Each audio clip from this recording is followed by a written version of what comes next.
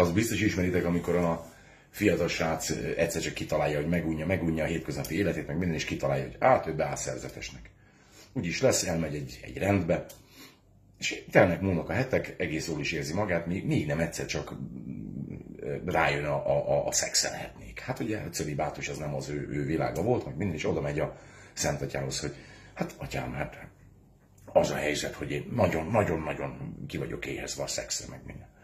Szóval fiam, hát semmi probléma, hát lemész a pincébe, ott van egy hordó, találsz rajta egy lukat, hát figyelj, fogd meg, és akkor tudod, tedd bele a kis műtyürkédet, és akkor olyan csodába lesz részed, hogy te jó Isten. Úgy is lesz, srác lemegy, körbenéz, sehol egy lélek, lehúzza a cipzát, fogja a kukit, beteszi a lukon, és mocskos módon elintézik. Tehát valaki orálisan, ugye, hogy úgy mondjam, nagyon-nagyon elintézi, és őrülten élvezi, meg minden, visszamegy a Szent Atyához, és mondja, hát atyám, hát ez valami csodálatos, hát de tényleg, hát de jó.